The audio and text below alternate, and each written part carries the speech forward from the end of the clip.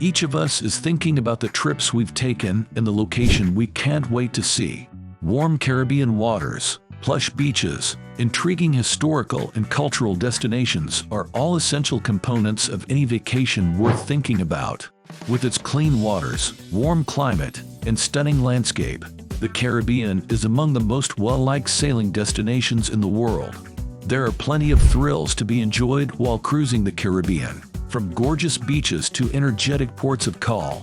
Welcome to the channel. Subscribe to the one-stop location on traveling and island life. Let's dive in.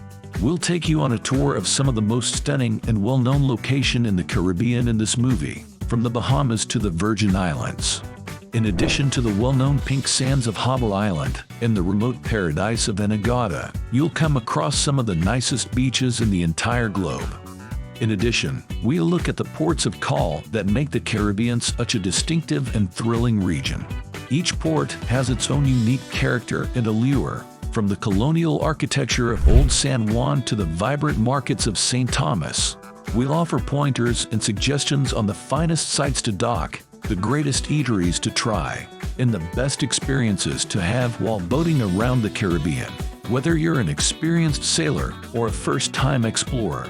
So take a seat back, unwind, and travel with us as we explore the finest beaches and ports of call in the Caribbean. So which ports in the Caribbean offer the best beaches?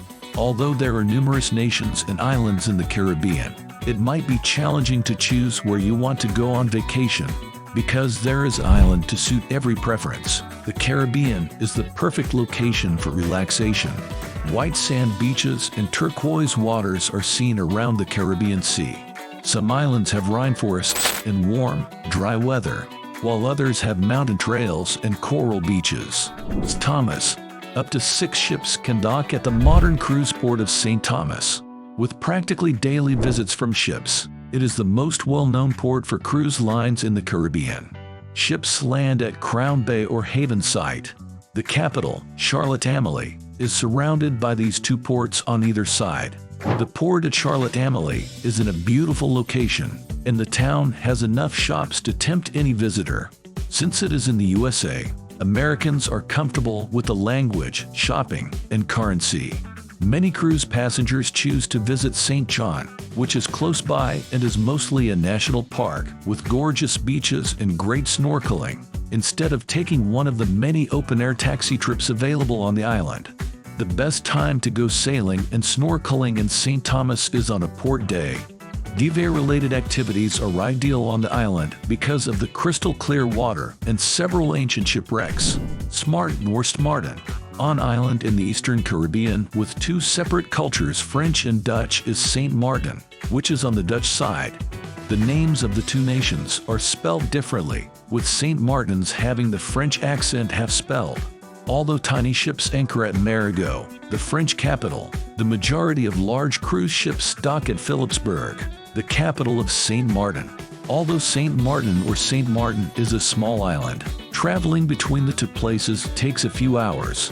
The beaches on the island are stunning, and both Marigot and Philipsburg have fantastic shopping. A trip to the beach should be part of any port day in Saint Martin.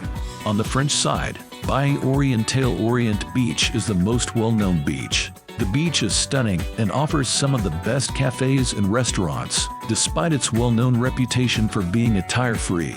More breathtaking beaches can be found on the island, but only on the French side of St. Martin. Golden Turk. For those looking for the best water sports as part of their Eastern Caribbean cruise, Grand Turk is a good port of call. Without making a tour reservation, there are several ways to enjoy a port day in Grand Turk. The beaches on the island are great for sunbathing and shelling because they are bordered by powder-soft white sand. The Grand Turk Cruise Center is only a few feet away from the port where most cruisers dock. It features 18 acres of duty-free shopping, as well as gardens with flowers and trees, a pool, and a beach. Snorkelers may observe fish and cannons submerged in the pool, while lovers of Jimmy Buffett can spend the day at Margaritaville enjoying the drinks, cuisine, and music. Take a taxi to less crowded beaches like Governor's Beach if you want to avoid the rowdy and boisterous crowds. The same gorgeous white sand and pristine azure lake are still present. Some beaches won't, however, have services like vendors or lounge chairs. Beachgoers will, however, adore hearing the waves. Whatever beach you choose to lay on, you can't go wrong. Barbados. Barbados is frequently included on lengthy cruises or those leaving from San Juan. It is located in the southeast Caribbean. The Caribbean Sea and the Atlantic Ocean both border the island's tranquil western and eastern coasts, respectively. For rum shops and scenery, take a mile-long walk into downtown Bridgetown, passing by Cheapside Market and the Church of St. Mary. The port is a short bus ride and stroll away from the beaches. You may reach the beaches more quickly and affordably by using local taxis. Bridgetown's beaches are easily accessible, and you can even spot marine turtles close offshore. The island's largest beaches and softest sand dunes are on the west shore. There is a beach waiting for you wherever you go during your port day in Barbados. In Barbados, there are many beaches, especially in the south and west of the island. What should you do with your day if you only have 10 hours in a port in the Caribbean? You could visit the beach, go shopping till you drop, go on island tour, go snorkeling or climbing, or engage in other active hobbies. The drawback is that while you might see some of the places on your cruise itinerary again, you might never go there again. Absolutely no pressure. You can't go wrong with these iconic pastimes. But if from Punchordy are more your style, watch some of the best ports over the next few minutes. Amber Cove Cay Puerto Plata. In order to serve as a jumping-off point for numerous beach-focused, active, and cultural diversions, the relatively new port at Amber Cove, in the Dominican Republic, was opened in 2015. Join a trip to the Damajagua River's 27 waterfalls for something truly special. You can enter a lagoon and get up close to several of the falls during this adventure. Bonus: several of these programs also include high-intensity pursuits like canyoneering or ziplining for those seeking an adrenaline rush. Antigua, the Caribbean has a lot of history to offer, despite being best known for its sun and sand.